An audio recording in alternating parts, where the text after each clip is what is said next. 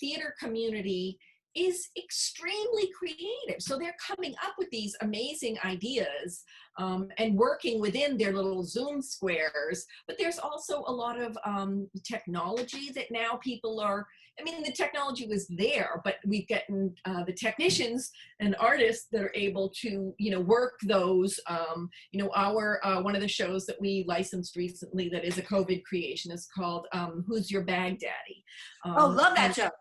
Love that show. It was great, but that one was basically done. It's done in Zoom things, but they have. Oh, I didn't see it in Zoom. Well, ours is in a. It's not exactly Zoom, but it's a tighter in smaller rooms so that the people are in squares, and then they have them sort of almost as if they're moving around the main character, and instead of a traditional choreography, there's kind of the Zoom squares are moving around. You have to watch it. It's really clever, really creative.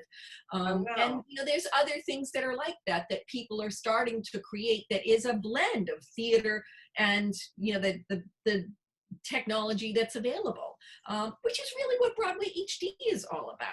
It's about that's what I love about doing something when you can't. I mean, that's from the beginning been our, motto is if you can't get to Broadway, then get to Broadway HD. But who knew that the whole world was not going to be able to get to the theater, so that's heartbreaking. That's just heartbreaking. When you look at an industry that's down like that. And two things that you said, the Palace is perfect for concerts, because when you think of Judy Garland, Liza Minnelli, they were at the Palace.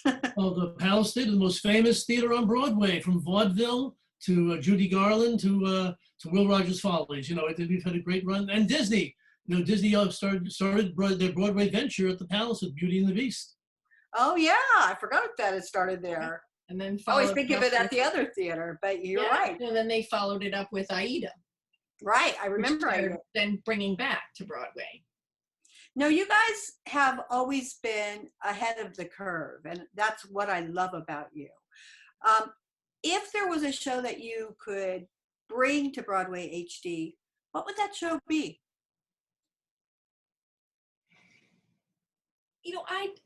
Me personally, I think everything that gets to Broadway deserves to be extended on Broadway HD, because as I said, there's 41 Broadway theaters, there's about 200 touring theaters, and when shows go out to those 200 touring theaters, they go there for probably tops for 2 weeks. Right. So if you weren't in Dallas when that, Phantom of the Opera went by for 2 weeks, then you missed it. So there's a whole big world that doesn't ever set foot in a Broadway theater. And that's just in the United States with our 200 touring theaters. If you add the rest of the world in, Broadway is a luxury brand that's recognized around the world. We have traveled and people say, oh, what do you do? We say we work on Broadway. Oh, wow, that's amazing. I love Broadway. That's great. And I can say, oh, what was the last Broadway show you saw? And they look at me and say, oh, I've never seen a Broadway show, but they know what it is, so we've got the power of that brand, but people don't have access to it.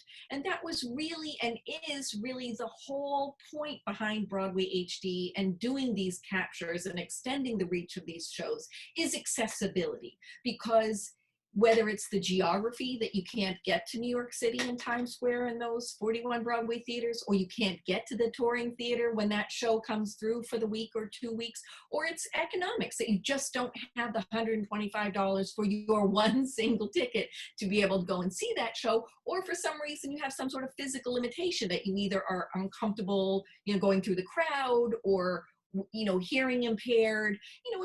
If we're lucky enough to live into an older age, we all become disabled. We become disabled with our mobility, with our hearing, with our, all of it. So I think that with Broadway HD, we're able to bring down all of those barriers and bring the theater to you in your home or on wherever you are, that you can connect to the internet on your tablet or your phone or your iPad, wherever. And the other type of accessibility is that we touched on earlier is with whose shows get to be seen.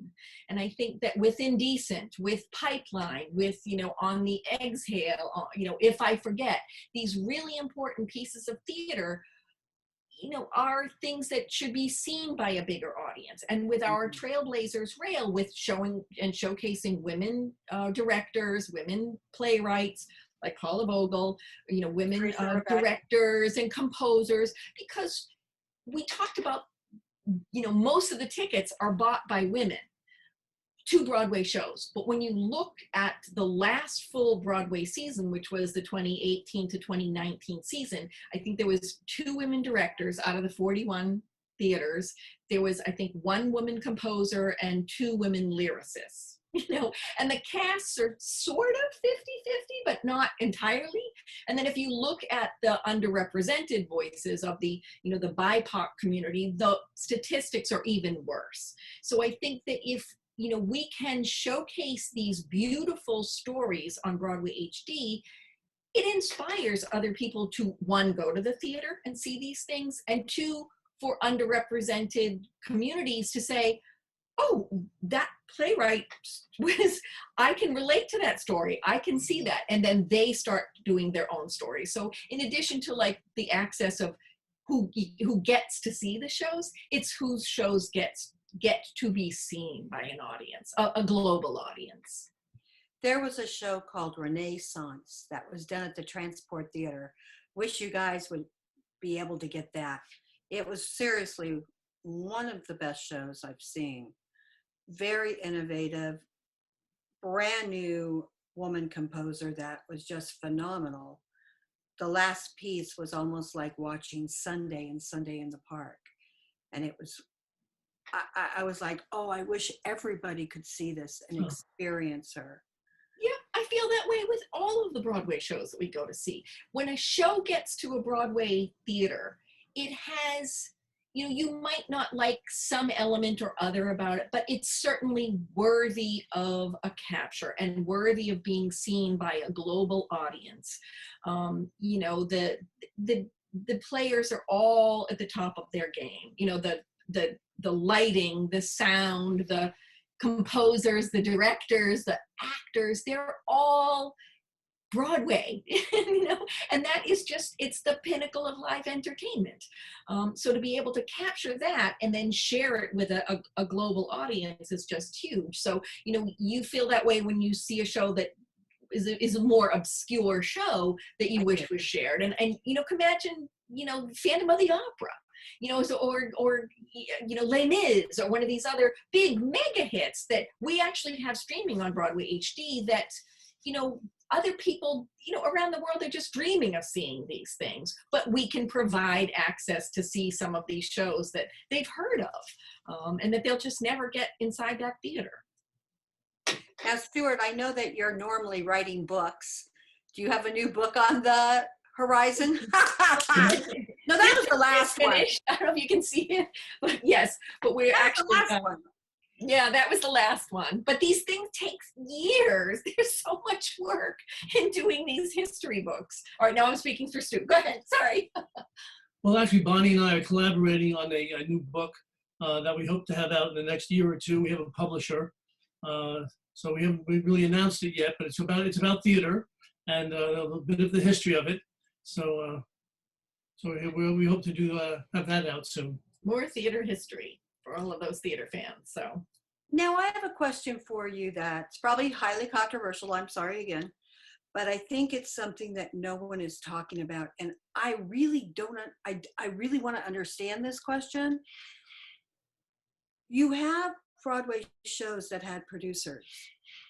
If they come back and they get new producers, who is the producing entity of the show? I'm not sure if I understand. So you're talking about the shows that just closed down on Broadway? Let's take Moulin Rouge. Yes. It had this intense amount of producers that produced the show. But in order to get the show back up and back on, they're either going to need to put in a whole lot more money, or they're going to have to bring in a new producing team. How does that collaboration work? Well, it depends if they had any reserve already built up in there to do this sort of thing. I mean, generally before you distribute the profits, you do have a reserve there. So, and because everything shut down so quickly, certain money couldn't be recaptured, marketing money, the dollars that have been spent. That'll be hard to recapture. But some of them, for instance, the larger musicals, like a Wicked that has a movie studio behind it, then I don't think they're gonna have a problem with that. Or the shows or Disney. I don't think Disney's going to have a problem restarting their musicals. The smaller ones might be more challenging. And yes, they might have to go for more infusion of money as a result. But then, of course, you'll be reinvesting in something that's already a proven product, which makes it a little less risk as well.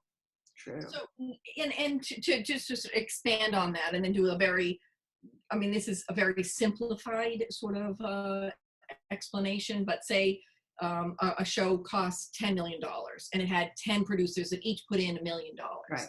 And it was up and running, and now COVID happened and we need 5 million more to put it back up again. So usually how something like that works is that the lead producer goes back to the other, in our example would be the 9 other producers, and says, we need, the 10 of us need to put in another or get another $5 million.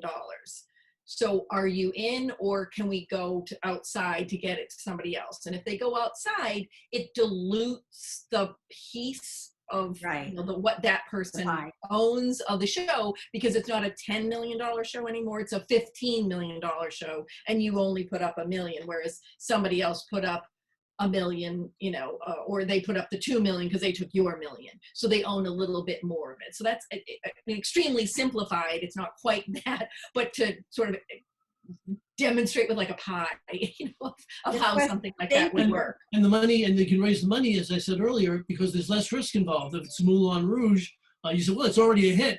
We're just continuing the ball, moving the ball down the road. No, thank you for answering this, because this has been in my head for like so long. Well, as I said, that was a very simplified answer. I mean, some of the other things is that the producers of the shows that were about to, that were up and running, really have to look at, and some of them did make that decision. Frozen decided that they were not going to reopen. Hangman decided that they weren't going to open at all. Virginia Woolf decided they weren't going to even go for it. The minutes postponed, and hopefully the whole cast of 15 can regroup. But with some shows, like the shows that had already recouped, meaning they'd already made their money back, it's probably going to be hard to get back up again, because if you remount the show, you're not eligible for the awards. So you're not going to get as much attention as a new show that's then going to compete in the new Tony Awards. So if you already made your money back, I think that producers are kind of looking at that and saying, we made our money back and maybe we made a profit. So do we shut the show down now and then it just tours and we license the show? Because that's less of a financial risk, and that's also than trying to like remount it, and you weren't, maybe you didn't win a Tony Award, or you weren't, like the first one that people would think of when they go to buy a Broadway ticket. You're like not the big shiny hit there, and you're not new, so people aren't looking at like, oh well, hey, there's the new show that's getting all the buzz. So some of those shows I think are really looking at that, and they're going to pull out of the of the Broadway arena for and just license and tour, or go head to London. Would shows like that have a chance to, like, say, do a performance so that it could be captured by Broadway HD? That would be great, and that would be ideal. And we have spoken to we've spoken to shows about that, and some of them are thinking about it, but still right now in COVID, it's so hard because there's it was expensive before to do a digital capture, but now there's the added costs of, especially now, everybody's been dark for a year. You have to re-rehearse everybody, and these musicals usually take 4 to sometimes 6 weeks to rehearse. So you have to rehearse everybody, plus you have to COVID bubble them for 2 weeks prior to that. So you're talking about 8 weeks before you get to the point where then you can get everybody on the stage together to then try and shoot it. So there's all these added costs to it at this point that aren't going to work.